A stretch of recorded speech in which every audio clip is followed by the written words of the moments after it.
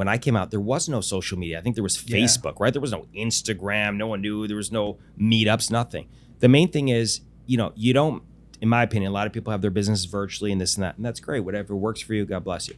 For me, it's the belly to belly. I'm from Detroit. You show up. I came out here. I lived in North Scottsdale, my parents' bedroom. I went to real estate school. You got to get out. The house is not, the money's not made behind the computer. The money's not made specifically on the phone. You got to show, like when I went to real estate school, I told everyone in there, I'm going to be buying houses. When you get deals, you call me. You constantly got to be projecting, shaking hands, and meeting on a daily basis, period, the end. It's like showing it. So I would work out. Projected keyword. Projecting. So simultaneously, so when I said I didn't have any money in my bank account, but I knew people that did have money. And if they see how motivated and how strong you are on your relationship building, your ability to execute, people want to invest in you. You are the workhorse. Money will be abundant around you when you do good business and you talk to people and you're really just bridging relationships. Yeah. I know somebody that got capital, there's distressed assets. I'm marrying the two. I'm doing all the work and I'm going to get paid based on profitability. If you have that mindset and that ability to bridge that, you're going to do extremely well.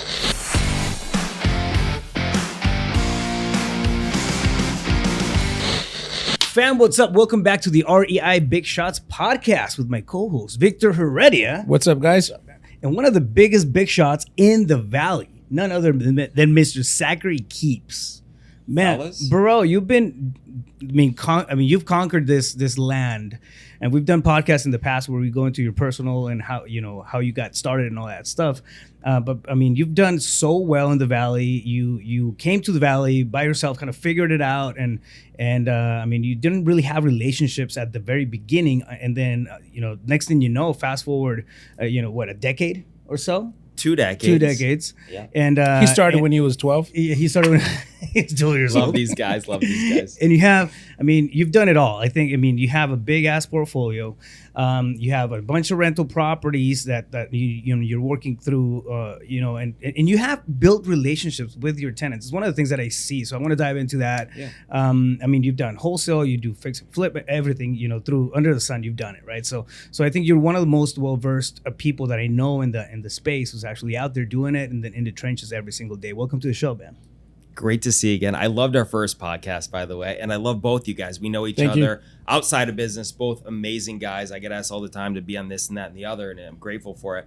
But I'm very selective in who I want to surround myself with. So when you guys call, you text me last week, are you available? I said, absolutely. I'm busy as shit. But you make time to surround yourself with great, like-minded, good energy, good people. I never do endorsements or affiliate fees on anything. So when I am endorsing and talk about people, it's authentic, it's real. So great to see you boys looking good to, being here and connecting on multiple levels. As a matter of fact, when I started, I think I sold you one of my first 5 deals. For sure. Yeah.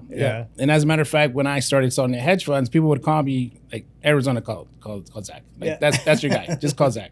Yeah, so. Absolutely. I mean, you're definitely, one of the top buyers in the Valley. To say the least, dude.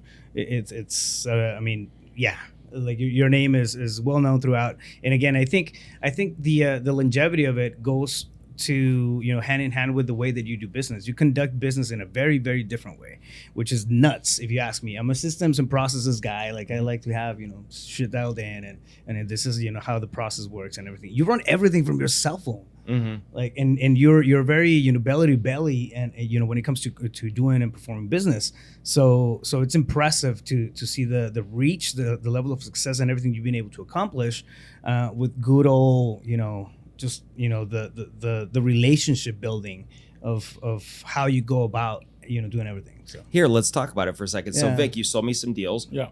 How do you feel I was different than your average buyer out there in terms of doing business with, executing? What was that experience like from your perspective? Remember, like, no BS. It's like, a lot of buyers are going to try to beat you up, or they're like, well, what'd you pay for it, or this or that? You're like, hey, bro, I'll pay this. That's my price. Right. Can you do more? No, that's the best I can do. Right. If it works, great. Let's do it though. Yeah. And just matter of fact, easy, no pressure. Like that's my price. End of story. And that's what I liked. It was easy. Yeah. And you didn't have to go to sleep that night tossing and turning. Is he going to perform? Is he not going to perform? Everyone knows. If you sell me a deal, I've never not performed. It's a done deal. It's a done deal. You can go on to the next deal and leverage your time acquiring new assets and moving on to the next deal. Well, everyone knows. I think that's why you have 250 properties, something like that, or a little bit more maybe. But everybody knows, like, someone that has that many properties because you've done a ton of deals.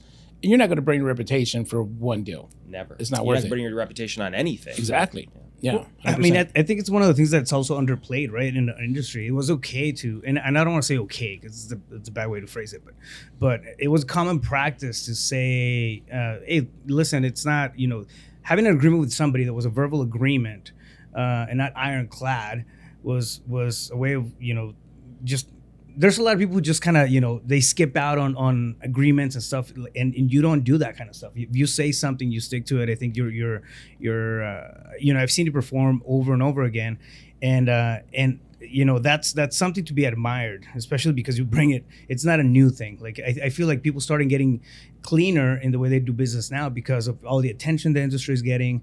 You know, it's becoming more of a self-regulated type of space, because it's just not cool to do business, you know, the messed up way, right? Mm-hmm. But it didn't used to be that way. However, you've been doing it, you know, from day one. You've been doing. I mean, I'm from Detroit, right? Your word is your bond, and that's exactly what you say. So it's like, be the guarantee in whatever you're doing.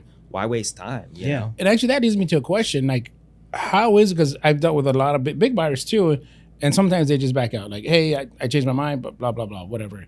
How is it that you're able to know, like, hey, like with certainty, yep, I can buy it at this price, and it's a done deal? Because even big buyers, I mean, guys that have just as many properties as you, or if not more, they'll back out of a deal. How are you able to like structure your process where you know, hey, it's a done deal? I don't waver. It's you know, I'm not.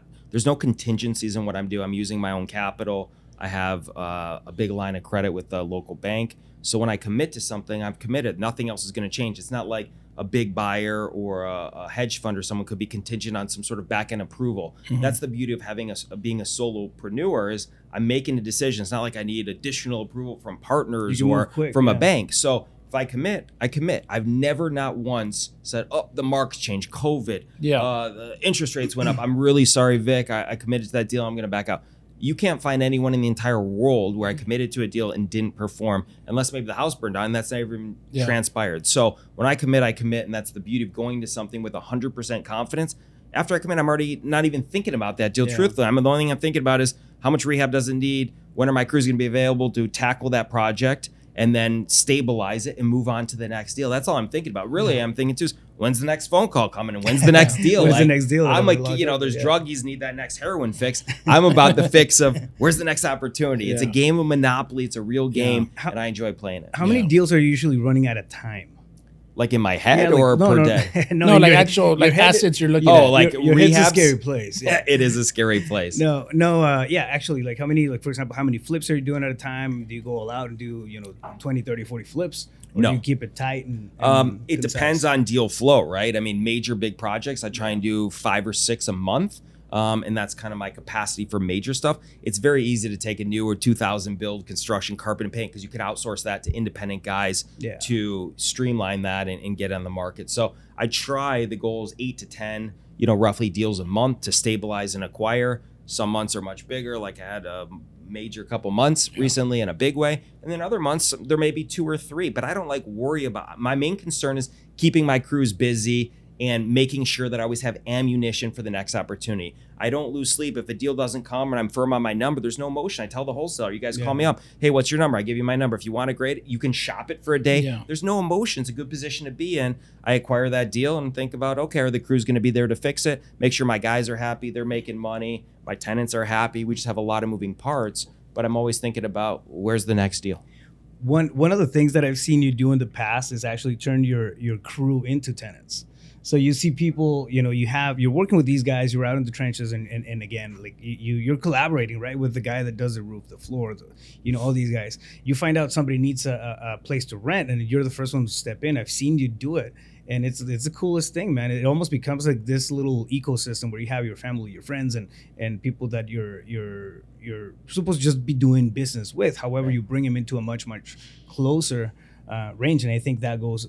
I think it goes very far, especially for people needing, help at whatever point in time, right? That you facilitate that for them. and it helps you as well on the rental side. Well, I think it's a lot of karma, right? You treat everyone well, and they're going to refer you. I have tenants all the time. Like, I barely have to market my rentals. I mean, it ebbs and flows with the behavioral health space and the sober livings and all that stuff and all that Rainbow Bridge stuff that came in. It left me because I had some exposure with that. I'm not in that business, but I rented out houses in that capacity and had a lot of vacancies. But outside of that, that's an anomaly type situation, and I always take responsibility. If I'm going to have 10% of my portfolio or 8% with exposure to that and that win, I'm not upset about it. I incur that risk. I take responsibility for my decisions.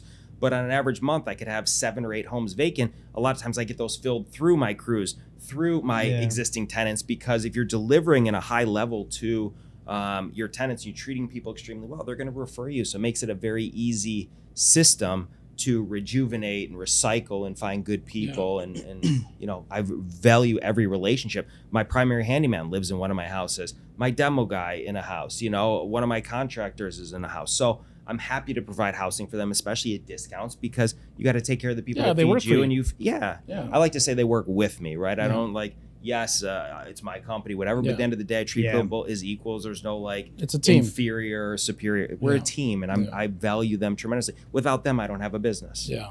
You know, I like to see it that way as well, man. It's you're working with me, right? Everybody's working for themselves. We just happen to be the vehicle that they're using to get to wherever they want to go. Love that. Like, absolutely, right? Yeah. It just really changes the way that you approach business too.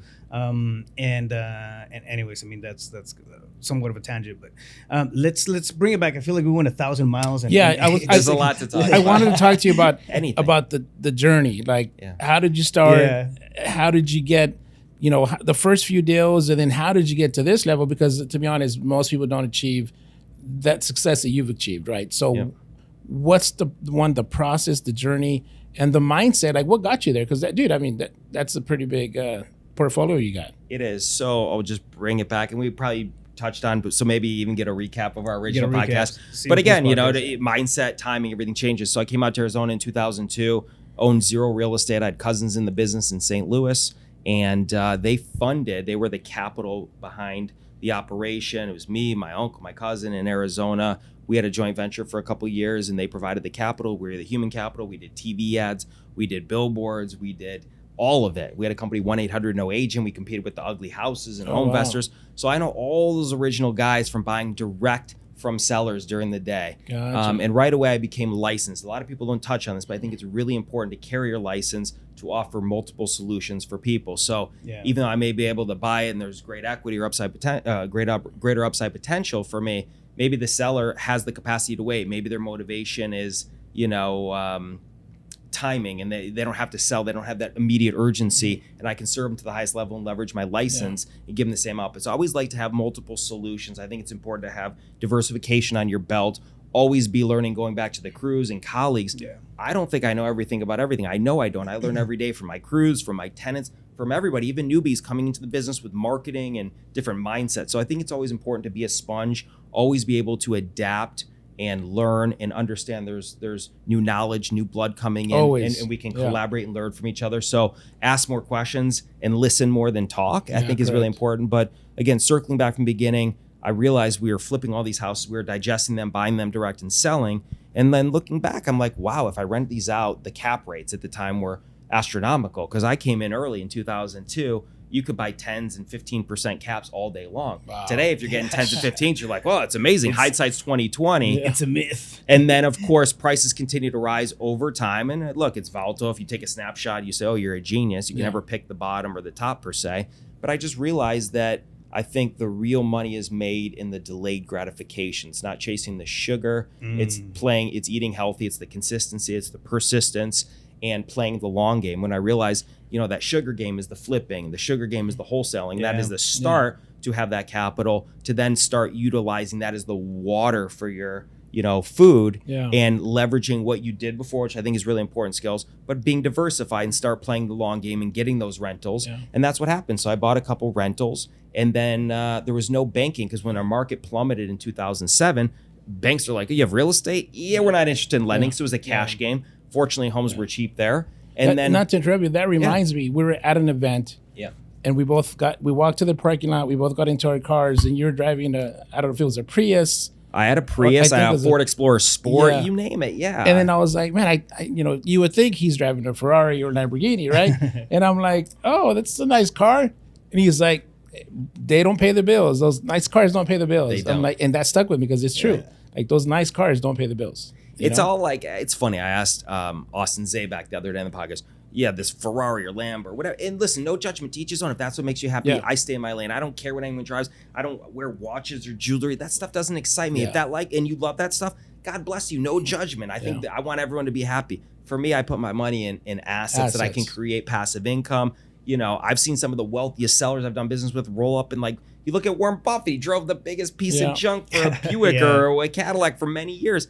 Nobody cares that. Everyone thinks like you have to have these watches and stuff. And you see people that went through that phase and now they're saying the opposite. Drive the Prius. So, I'm like, I'm an original guy. I drove a 1996 Ford Explorer till that thing exploded. And then I drove everything, till the Prius exploded, started on fire. I gave it to Josh Warden's right-hand man. Josh is back in the day. He's like, that Prius, it blew up. I got a guy for that. I'm like, fuck, I don't want to I'm thinking about redoing the engine. That's how much I care about it, right? I'm like, I don't want to get rid of this. So, and then I bought a used Tesla after that from another guy in the industry. So I'm all about asset frugality, asset preservation. But again, judge me however you want. It doesn't matter. So focus on assets.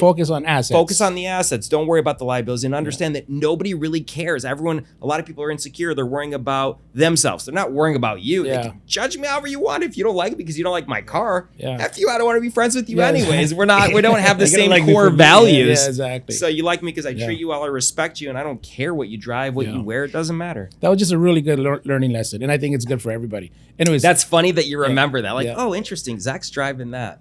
I'm proud to drive. I rolled up in like an In-N-Out burger and some girl's like, oh, yeah, nice Prius. I said, it ain't about the car, baby. It's about the driver. Exactly. I remember that. It was funny. She laughed. She goes, oh, yeah, baby. Yeah, baby. It was good. Anyways, you continue with the journey. So I started buying those rental properties. They were unencumbered because they were inexpensive. I utilized my profits from flipping to then buy the rentals. I started renting them. I had great cash flow on there. And then finally I started getting calls from banks. Zach, are you interested in leverage? I said, where have you been the last couple of years? I've been waiting for this. So I remember the first call from a guy named Brian Cousins.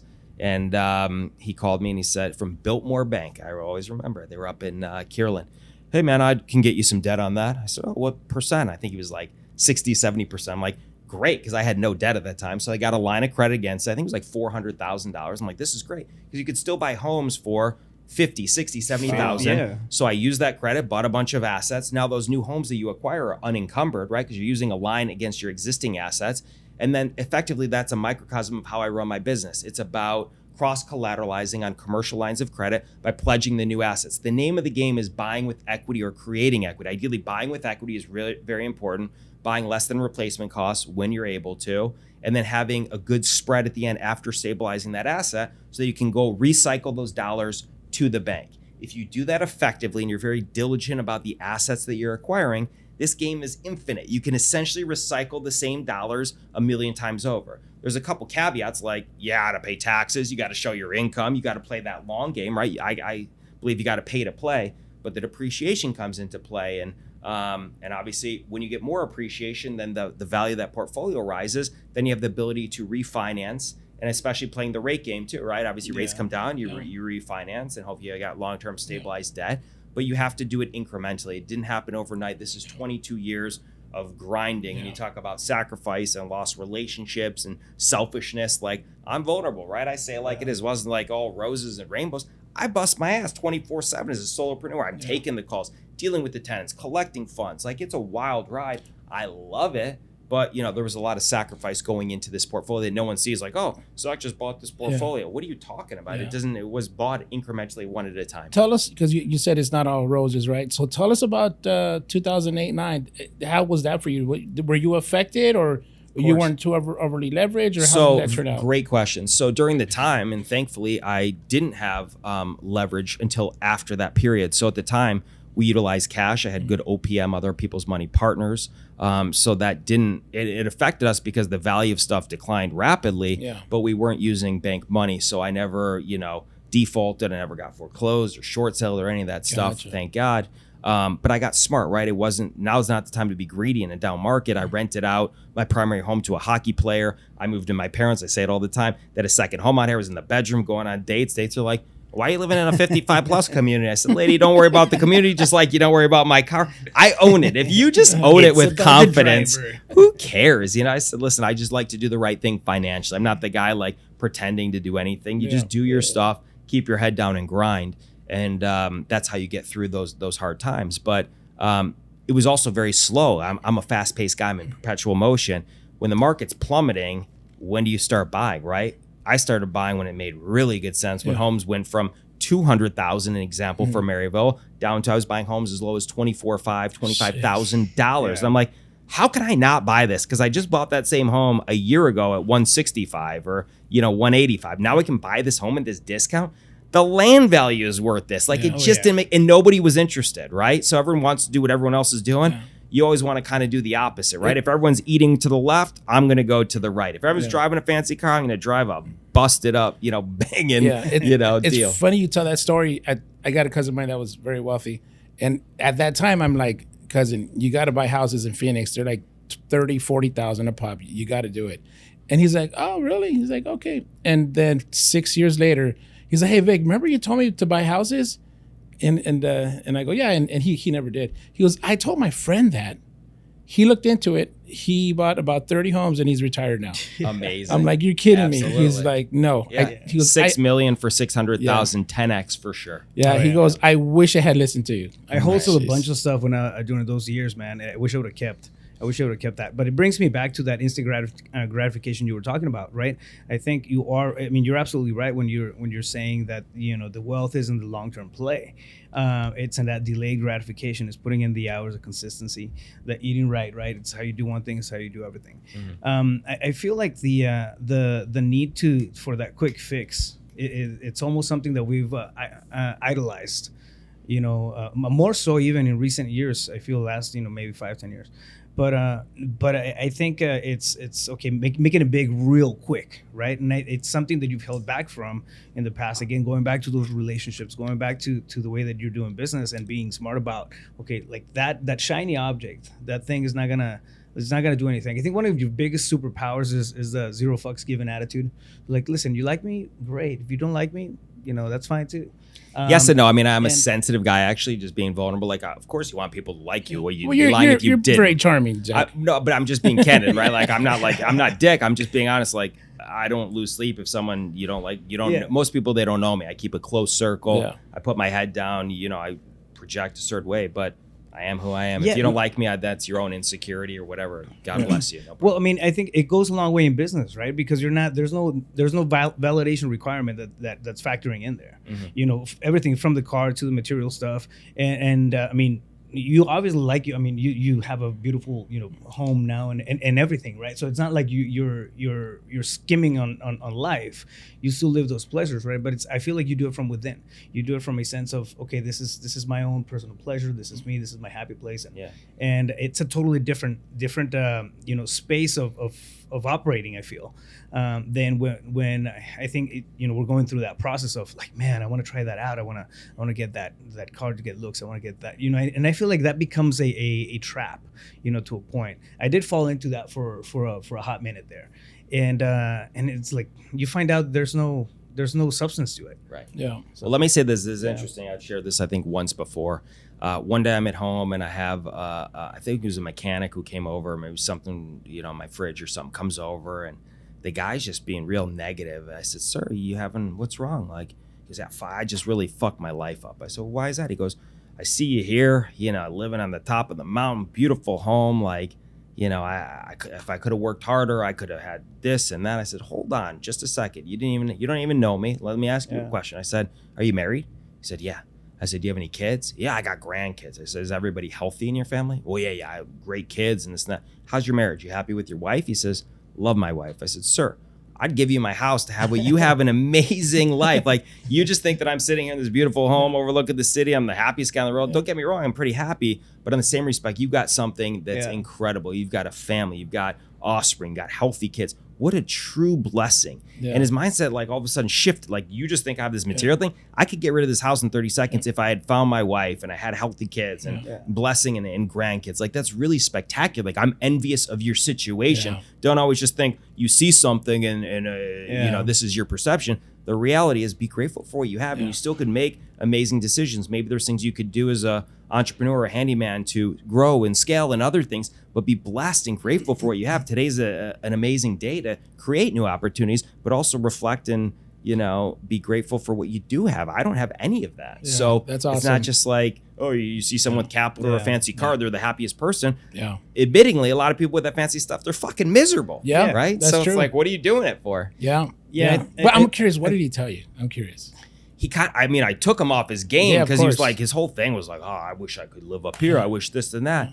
And he's like, I really appreciate you putting me in check. That gives me a lot of different, clarity and respect for what you said. I said, candidly, vulnerably, I'm envious of what you have, sir, to you. Yeah. And I said, and then he said the same thing to me. I go, grass is always greener, my brother, which it's not. That's So cool. like, there's so many different things that, I'm a simple guy, honestly. When I wake up, I'm happy. My life could be so simple. A bowl of oatmeal, a healthy breakfast with eggs. What does that cost? $2. Yeah. I'm a simple guy. I don't need fancy restaurants. I don't need anything. I need good people in my life, having fun, opportunity, health, etc. I'm blessed. All that other stuff is just, smoke and mirrors to a certain degree. Yeah. What agreed. what do you feel has been like the biggest catalyst for where you're at now? Like from the day you got started, when you decided to go all out into the space and everything up to this point, what do you feel like is the top thing? I know there's going to be multiple levels of this, but the top thing that you can, I think I owe a lot of my success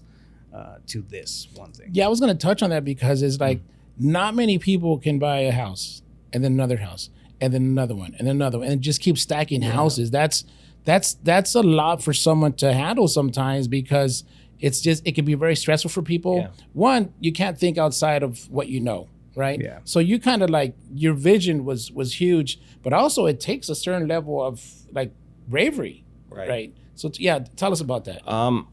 Well, first of all, I've never had a guru or a mentor per se. So it's like, I've never had tell me you got to do it this way or that way. Because I think those people that honestly do that for the most part can't do it because that's why they're coaching, right? Let's be honest. And let me see your income. Show me your tax returns. How many real estate deals are you doing? Are you current on what's truly happening in the market today? Or you just know how to coach? And there's nothing wrong with coaches, right? Like I had a coaching program, this and that. But there's a lot of people out there like that. So I've never had someone just like frame something and the way that they would probably frame it, you'd be restricted. I just never felt there's a restriction. I think there's an abundance of opportunities. There's unlimited opportunities.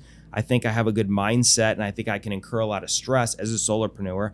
I think I've learned that we always have a much larger capacity than we believe that we do. Someone says, how do you manage 287 houses yourself? Bullshit.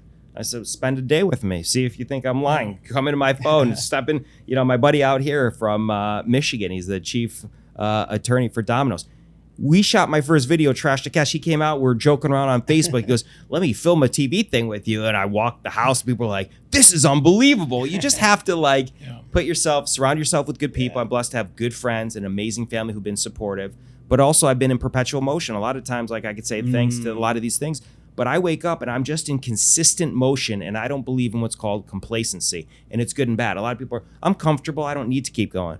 I said at one point, I'm like, I'm good. I could retire. And I had a conversation with my dad. He's, my best friend, my man. I said, Dad, you think I should just be done it one day? And he goes, you know how we do it. We go big or we go home. And it just resonates. I'm like, you're cool. Right. What am I talking about? Like we have times of, kind of analysis paralysis and, snap out of it. He's like, what are you talking about? Like when I watch my dad gamble in the casino, he doesn't play for 100. He's going for multiple thousands and he loses, you take responsibility. But when he wins, told you, my son, that's how you do it. So it's like we have one life. Why just be complacent? I just perpetual motion, and I'm a deal junkie. I love it. If I didn't enjoy it, I wouldn't do it. Right? Yeah. I enjoy it. I believe in, again, constantly creating new relationships. So many people get stuck. I have one source of income. Well, I want to meet more people, and I'm really interested in meeting the newbies coming into the market because that's the hustle, right? They're excited. They got the fire in the belly. I want to get with you, help shape your mindset, and also help you achieve, financial freedom and passive income and all of that. So, but you did have some good mentors then. Your dad and your uncles, they were mentors for you as well. I think that helps, right? So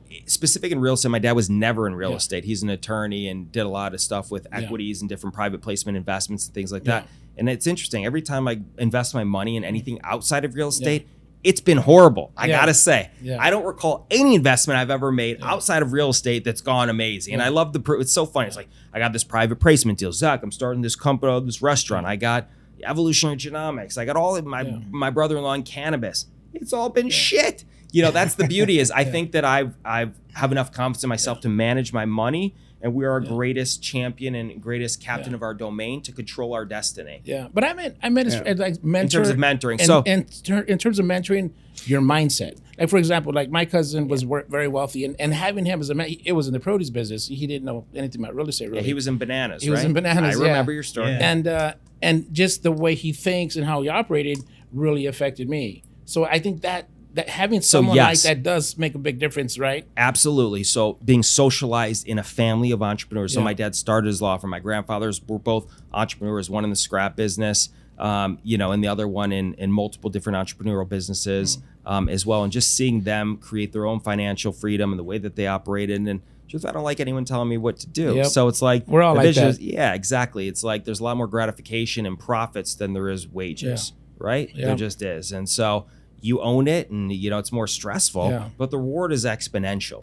So if you don't, and not to interrupt you, Rafael, you go next, but if you don't have a family member that can kind of lead you mentally that way, you got to find someone that does, right? You think? I agree. I think if that's something you desire, align yourself with somebody that you want to be like, and get an internship, be around there. Like I've worked on Wall Street. I also I think it's important to put yourself in a position to win the game. Yeah. If you're a basketball player, you're not going to be on the football field or doing cheerleading. You're going to find the best basketball player to watch them. So if you don't grow up in a family of basketball players, but that's your desire, find the local court and get out there, and it's going to evolve by, again, placing yourself in a position to win. That's awesome. I remember you telling me, and this is a long time ago, right? You came to Phoenix, you came to the area, which is now one of the biggest, most competitive, markets for what we do.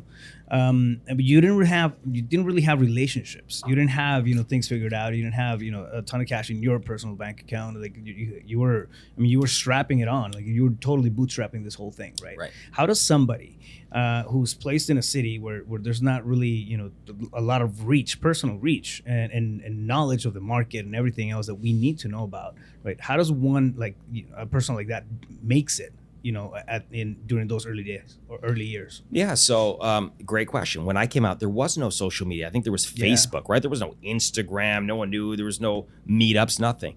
The main thing is, you don't, in my opinion, a lot of people have their businesses virtually and this and that, and that's great. Whatever works for you, God bless you.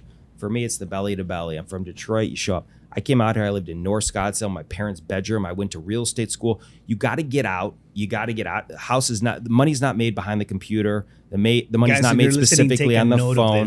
You got to show, like when I went to real estate school, I told everyone in there, I'm going to be buying houses. When you get deals, you call me. You constantly got to be projecting, shaking hands, and meeting on a daily basis, period, the end. It's like showing it. So I would work out. Projected keyword. Projecting. So simultaneously, so when I said I didn't have any money in my bank account, but I knew people that did have money. And if they see how motivated and how strong you are on your relationship building, your ability to execute, people want to invest in you. You are the workhorse.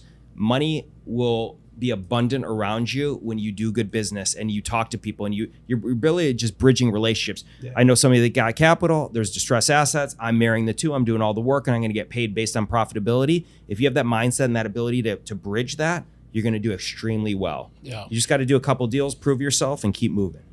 Yeah, I think there's a lot of power behind the bravery to be able to say, right, what you're going to do, what you're doing, what you're working on. I feel like, a lot of times because that insecurity, we don't have the track record yet. We don't have, we don't voice it.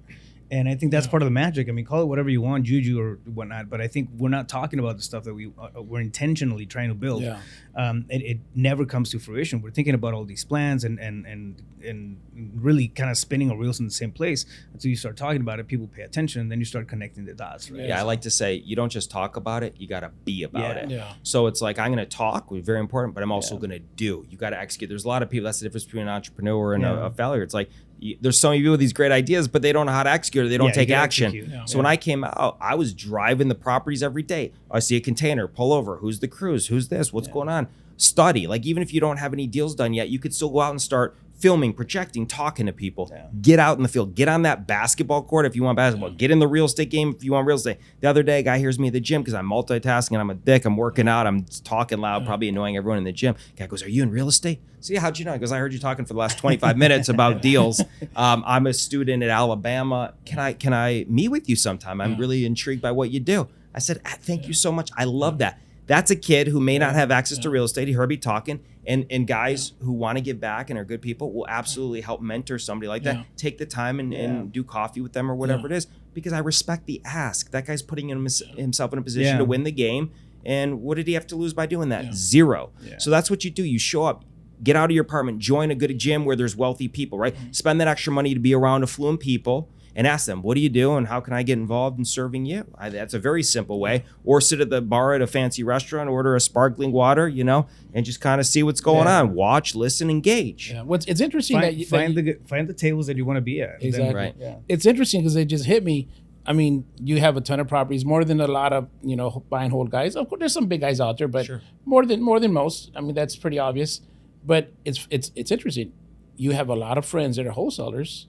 You associate with all these guys. You don't, a lot of guys that buy and hold, they look down on wholesalers. But that's my bread and butter. I mean, I respect it, but I also say this to them. Why aren't you guys buying whole? I say it all the time. When someone calls me on a deal, I say, this is a great deal for you. If you don't want to hold it, I'm happy to buy it. But like my question to you is, and I say it all the time now, I'm blessed. Why aren't you taking this down? Why not? Or they'd be like, hey, I just need liquidity. Or I got whatever the reasons. But I want to encourage everybody, if you're listening to this, don't sell me a deal, buy it yourself. But also it just goes to show your willingness to associate with everybody. Right? I think that's a big part of it. Like you're willing to talk to everybody. We're all the same. I'm not better than anybody. I put in the work. I respect anyone else doing the work. Everyone's got their business model and I respect that. But I don't care if you're the janitor or you're, whatever. I'm not better than anybody. But I think that's why you're doing so well. I think that's a big part of it. Because you still have that humility to know like, hey, even though I'm here, financially, I'm still humble enough to learn from everybody. Money, and I've learned this, money can come and go too, right? 100%. Like, I mean, it's up and down. So you have money, that doesn't mean you're better than me. I mean, I respect if you're making $40,000 a year and you're a school teacher, potentially you're even happier than someone who's making all these millions because you're impacting lives. It's all relative. What is success anyways? Success right? We can get into that. Exactly. It's so subjective. So money's not just the litmus test. Oh, this guy's amazing or this girl's amazing because she's wealthy. That doesn't mean shit. They could have inherited wealth and they're the worst people ever. Well, Zach, I mean, yes, you can say that because you have never failed in the past, Zach. Whatever. What? Well, wait. I mean, that's why you have that positive outlook on life, Zach, because you have never had hard times, Zach. Oh, okay. Yeah. Right. So, what would you tell somebody like that? Listen, come follow me for working 24/7, my sleepless nights, and a panic attack. Is the money did my account get robbed? How am I gonna fund this? My reputation is gonna go down. Like, are you kidding me? Like, it's stressful. Some bad deals, breaking ins, held at gunpoint, downtown. Like, we've all gone through some crazy shit. I just saw a video of you. You were kicking out some squatters, and I've had I don't know what it is recently, but I've had a ton of squatter issues. But you posted. I mean, the cops showed up, and you were trying to vacate a property, and I mean, it's a grind, dude, and you go through it every single day. So anybody who's everybody who's listening, right? If you're thinking about things being super easy once you get on the ride, I guess. I mean, they're bumpy, right? You just have to build that thick skin that you've been able to build over the years and just get better at it. So I think it's energy based. It's always remaining calm. I like to say this, and my neighbors reinstated as my buddy Jim. Shout out to him. He used to do big commercial malls. I said, Jim, what's the greatest advice you've kind of learned through your experience of hundreds of millions of dollars of deals? He says, you lose your temper, you lose the deal. You lose your temper, you lose the deal. And also time kills all deals. He didn't say that, but that's true. And Lori says that all the time.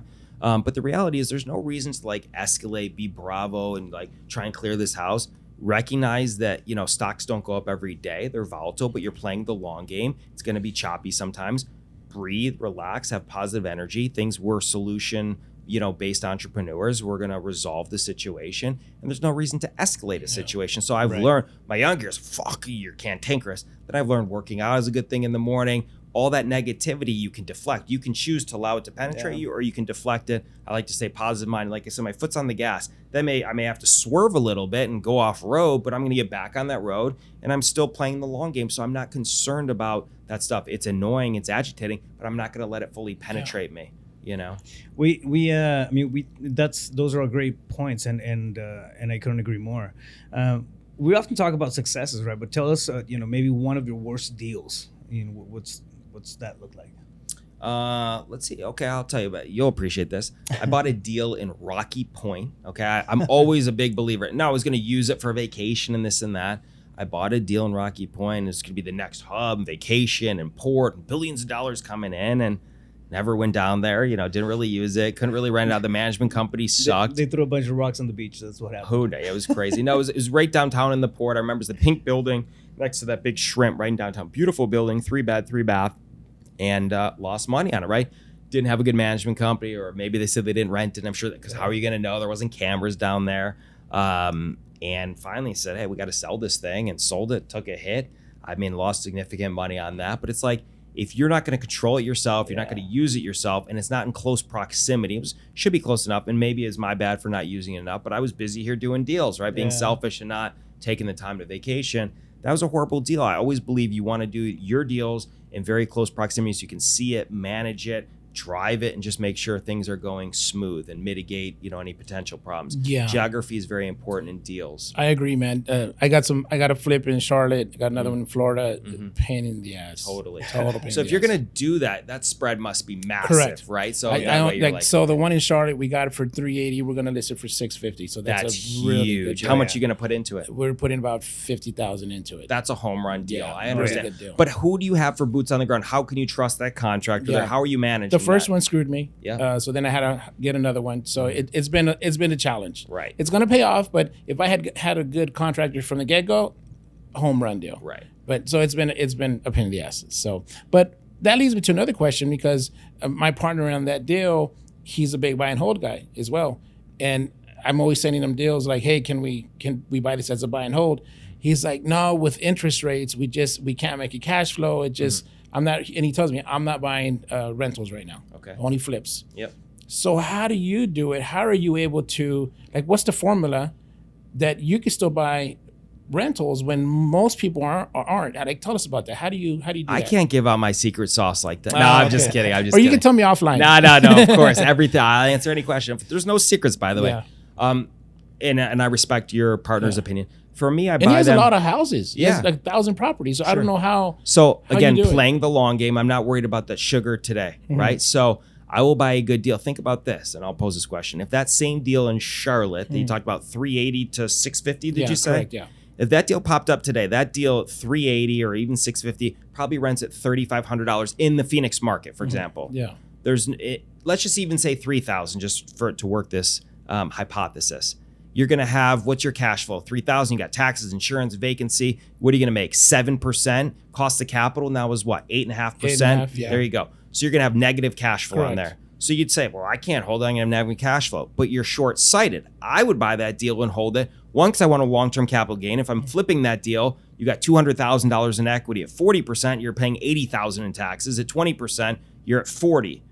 So even if you held it and you're getting, a 1.5 less than in negative cash flow, if you will, the amount of equity in there and tax savings by stabilizing and playing the long game is far greater than redeploying that money. Think about it. When you add the tax savings to your gross rents, your effective yield is much greater than 10% when you refactor it in. And think about it. If you just slow it down and then you do a pro forma based on, okay, 650 and you said 50,000, right? Yeah. So you're 430 to 650, you have 220 gross profits. Let's just say you do 180. 180 on 430 plus your rental income at 36, you're at 220 plus, based on your return. You could be seeing a 50% return by stabilizing it and, selling it, or also leverage that right away to the banks. Pull out your money tax-free, in the forefront until you actually sell it, because you're just effectively refinancing. Now, instead of a liability, you've got an asset that's working for you, which is the goal.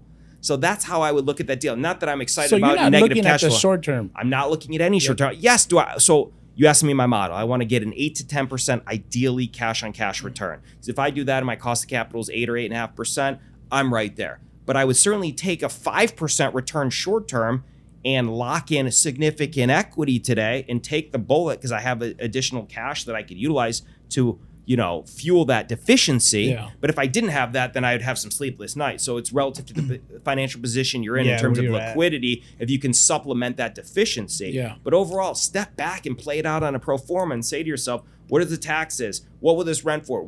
How many homes are even available in this neighborhood? Where do I forecast this home being worth in a year from now? People are concerned rates, but what are the trends? We're seeing a couple points, appreciation in terms of value. We haven't lost value. Yeah. But again, I'm not worrying about 6 months or a year or 2 years. I'm playing the long game. I have zero really interest of selling anything right now because I'm playing the long game. So that's my answer is I'm not chasing that quick sugar. I'm chasing, the dessert at the end of the meal, not at the beginning of the meal. And you're not worried about a future correction at all?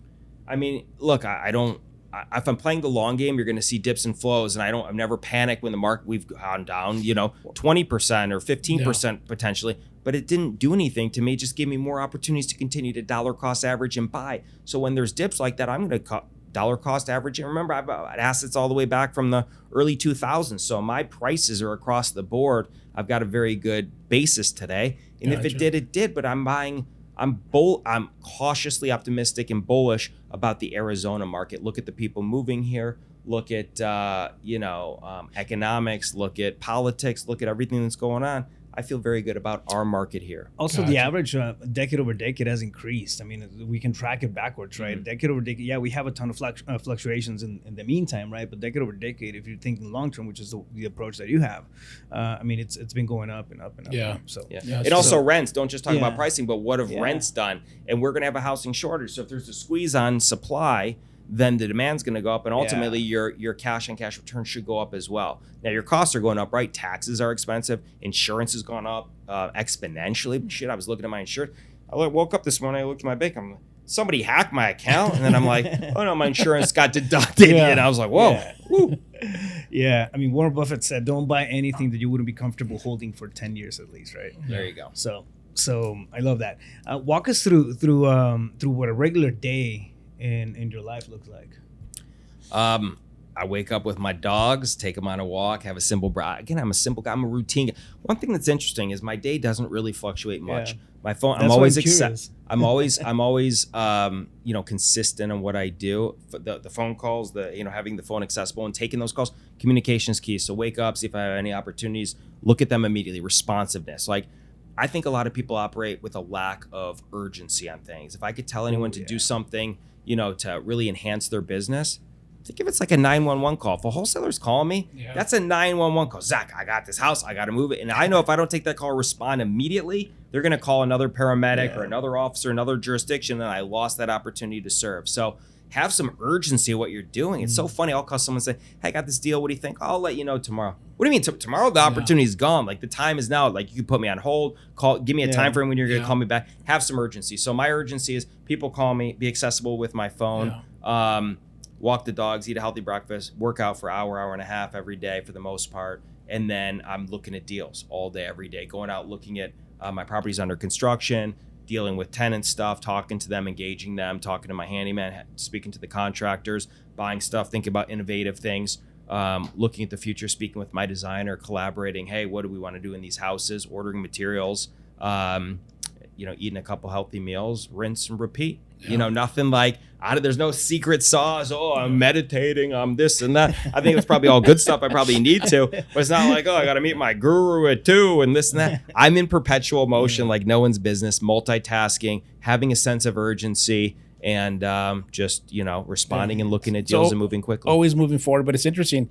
You're so right. The guys I know that have tried to work with me and they fail, they have no sense of urgency. Right. Like, and that's poor really communication. critical. Urgency and communication. Is like, I'm going to send you a deal, or I'm going to look at something. I'm going to let you, like you said, here's my number. Take a day if you want, shop it.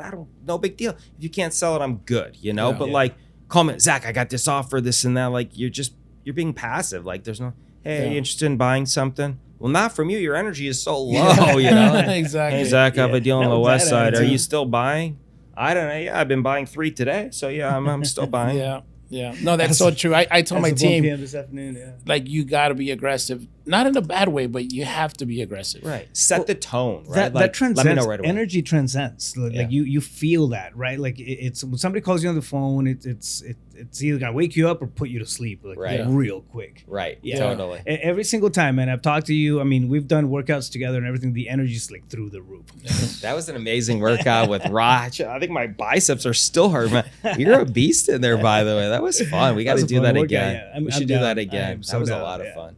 Yeah. It's funny too. Like, I tell everybody, it's not funny, it's ironic. I tell everybody, in relationships and in business, there's no neutral. Right. Yeah. People either bring you up or bring you down. 100%. There's no neutrals. But it's also, you got to really do some introspection and think about what energy are you bringing to the table. So you can say to yourself, hey, why is business slow? Or this is interesting. The other day I saw a trainer who I love at my gym. Shout out to my boy, Dan. For the first time I joined the gym years ago, I saw this guy. I'm like, God, I don't know why, but I don't really like this guy. He seems like he's a dick. I've never spoken to him. Today's my favorite guy ever. So finally the other day I said to him, Dan, he's such a nice guy. He donated his hair to charity for cancer. And, we're talking about that. I said, I got to be honest with you. When I first met you, I thought you were kind of a dick. We never spoke. You just had this energy. He goes, well, man, you know what? I'm glad you brought that up to me. I was going through a bad divorce. I hated my life. My wife was upsetting. Now I'm in a much better spot. I'm like, that's so interesting. You never know what someone's dealing with. And maybe at that time I was overworked or I was projecting something, but I sensed his energy. So you got to always remember, what are you putting out there? A lot of times what you put out, you get back. So if you're low energy, you're upset, put yourself in a position so that you're feeling your best. So if you're on sales, you're selling something, you're doing something, you're speaking on stage. Do whatever you got to do. Do whatever you got to do to bring your highest level. Come up there fully energized. If that's working out, meditating, listening to music, watching your favorite movie, whatever it is, bring your highest and best self to every opportunity. It's like even before this, I made sure I had a good workout this morning. I'm gonna bring my best energy. It's like you're always dealing with stuff and you compartmentalize it. Everyone has issues and hardships in their life. You got to push that stuff away, be present for the people you're with, and bring your highest and best self. So if you feel like people are reciprocating negative energy, you got to look in the mirror and figure out what's wrong with you. What am I doing wrong? And what's going on? Yeah, it's interesting you mentioned that because I had a friend. It wasn't even a friend. I knew her well. Her and her family. They owned a restaurant here in town. And when she passed away, she was older. I was like really sad. And I thought about it. I'm like, man, I wasn't that close to her, but I was really sad. And it's because every time you're around her, she made you feel special. She made you feel good. And we weren't that close, but she made me feel close. I love that. So that's really powerful. Right. Yeah. How you feel, make people feel, your energy that you bring. You guys, by the way, have both great energy. I mean, like, you look like a big teddy bear when I first saw this guy. I'm like, damn, this guy's like, he's a beast. He's very huggable. And you're just so transparent. You wear your heart on your sleeves. You just say it like it is, which I respect. I think it's both a blessing and a curse, but I like it. Yeah, you own it. You said something important, right? Which is very important amongst everything else. But I think it goes back to having the awareness of emotional intelligence as entrepreneurs. Right, we have to know how to compartmentalize. So if something's going south at work or whatever, like you leave it at work, you pack it up, and I think sometimes it can be hard, right? Because everything starts melting at some point in time. It starts melting, and it comes down to us having the awareness, and kind of I feel like developing that emotional muscle, right? Like, man, this is work related. This is nuts and bolts of life. It's not life. And I feel like when if we get too caught up in mixing the both, right? The personal life with the relationships and the good times with the pains and headaches of the nuts and bolts of business, life can get bland. And then I feel like that's when I see a drop in people's energy. But when you're good at leaving, the shit from work at work, and it's going to be another day, you got another battle to go through, tomorrow, which is fine. You compartmentalize and bring home a good day. For yourself even, right? I think that's one of the biggest keys to, like, I'm refreshed, I'm full of energy. The next day I can come in, and then, like, that was yesterday, but it does not dictate, today. So I love that. I call that like the dog mentality, right? You come home, your dogs, you have a shitty day, or you just made millions of dollars. They're gonna love and kiss you and wag their tails. They don't care. What. Give me my food, take me for a walk. You got to remember, I want that dog mentality. It's like, okay, I'm blessed. Daddy's home. It's like that's what it is. That's a great way to think and live. Yeah. I love it, man. I love it. Do you have any other questions? Anything else? I think the biggest thing is, a lot of guys that are starting the business, or maybe they've only done a couple deals, or maybe they have a couple properties. What advice would you give them to take it to the next level? Like, what did you use to take it to the next level? What advice would you give? First, I wear some really nice boots. Were those alligator? Python. Those are amazing. My wife really likes them, so I wore them. I just noticed them. They were sticking out. What advice do I give somebody? I think you got to be in perpetual motion. You got to surround yourself with good people. I think energy could be toxic. Like if you got people because you're taking massive action, you already got a little momentum. There's gonna be people jealous of what of your successes, and you got to just kind of draw a line in the sand to don't allow those people to penetrate you. Surround yourself with other people that are moving the same direction as you to continue to uplift you. But again, in that perpetual motion, it's strategic in the sense that early on you're gonna have capital needs. start raising capital even before you need it, because the money follows the opportunity in the deal. So let people know, I'm going to the top of the mountain and I don't want to hike alone. I want you to be part of my team. So let people know what you're doing, and based on your successes, it will be a domino effect. It will be a magnet of attraction for the like people that are serendipitously in your life to invest with you on your journey. We are human capital people, right? None of us came from, but do you guys come from a lot of money? No. So, I was blessed to come from a middle-class family, but we're in millionaires. I grew up in Maryville, buddy. There you go. So, did you really? yeah, That's amazing. I love it. But now you own Maryville. Yeah, but it's interesting. You own Maryville. But it's interesting. So I grew up in Maryville, so I didn't have a lot of money. But my cousin had a lot of money. So it was interesting. I was able to see the two opposites. Yeah. So it really shifted my mindset. Yep. It was really interesting. But I think that now I'm at the point where I have money and I can invest in somebody else hypothetically. Yeah. And I'm always impressed by someone who's willing to roll up your sleeves and do the work. And I think that don't try and scale too quickly.